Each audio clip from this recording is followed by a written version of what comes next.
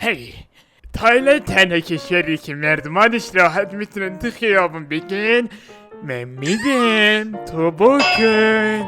Shut the fuck up. احتمالاً شما هم بدونید تایلند یک کشور جزیره‌ای با جاذبه گردشگری فوق‌العاده‌ایه که امروز قراره 5 تا از جاذبه‌های گردشگری کشور تایلند رو با هم ببینیم. پس لطفاً طبق معمول سابسکرایب، لایک، کامنت یادتون نره.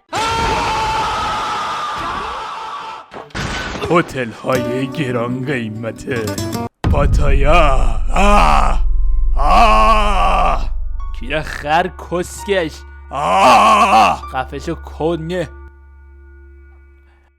شما وقتی به کشور تایلند سفر میکنید باید حتما متوجه این شده باشین که هر لحظه ایدز در کمین شماست.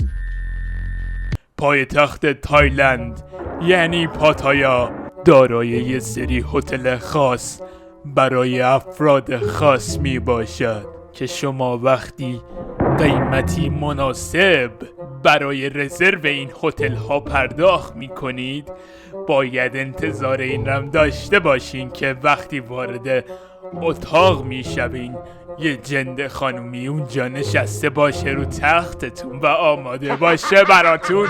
آیوتایا، شهر جزیره آیوتا یکی از جاذبه‌های گردشگری کشور تایلنده که توی سال 1350 ساخته شده و تقریباً توی مرکز تایلند قرار داره.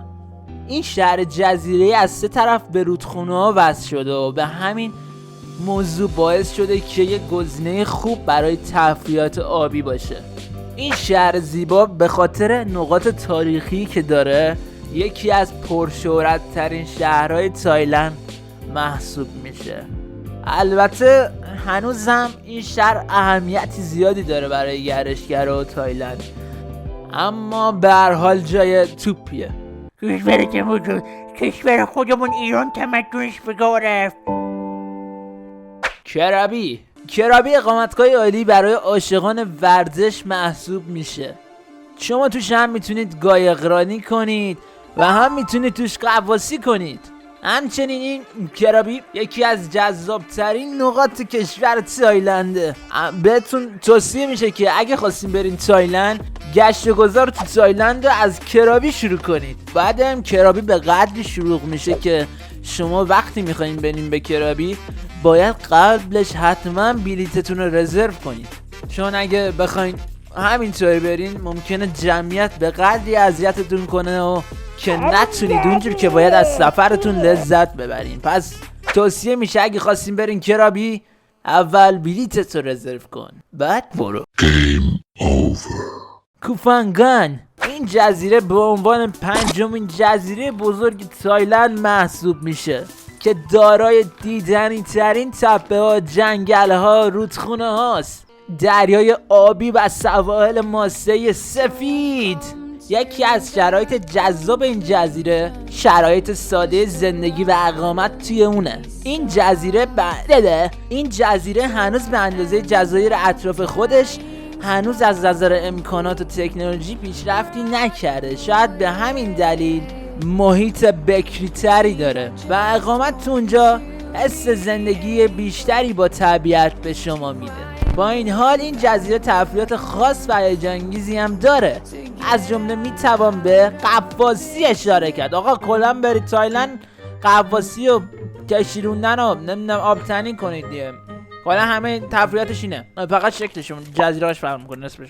فکر کنم همین. یکی از مواردی که این جزیره رو به یکی از خاص‌ترین جزایرهای تایلند تبدیل میکنه میزبانی از افسانه ماه کامل است. هر ماه در شبی که ماه کامل میشود جشنی بزرگی در ساحل هادرین این جزیره برگزار میشه که تمام ساکنان کوفانگان امکان شرکت توی اون و رقص و آواز خوندن تا نزدیک صبح دارن. پوکت یکی از بزرگترین مجموعه جزایر کشور تایلند محسوب میشه با بیش از 1400 جزیره. همچنین یکی از محبوب ترین مقاصد دیدنی کشور تایلند محسوب میشه. شما میتونید برای تعطیلات تابستونی در شهرهای قدیمی و تاریخی پوکت قدم بزنید و از تماشای مغازه‌های محلی با رنگ‌آمیزی‌های درخشان لذت ببرید. جالبه بدونید اقتصاد پوکت بر پایه استخراج قلعه بنا شده. به شما پیشنهاد میکنم سفر خودتون رو به پوکت از جاده تالانگ شروع کنید و توی مسیر در یکی از کافه های این شهر مانند کوپیتیام استراحت کنید و از قهوه خانه های قدیمی منطقه بازدید کنید.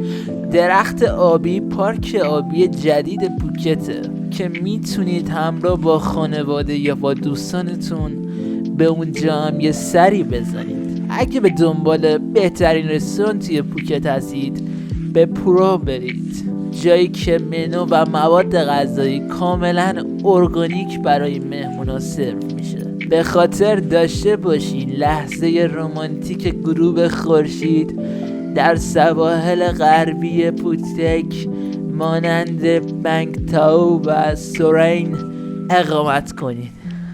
خیلی خوب دوستان، لطفاً سابسکرایب، لایک، کامنت فراموش نشه، چون تنها راه حمایت سابسکرایب، لایک، کامنت می باشد. با تشکر، فینیش. همه رو کسچیر گفت. اینا کلن فرهنگشون و تمدنشون رو دادنه. خودشون دارن میگن خوش اومدی به کون من، بیا بذار در کون من.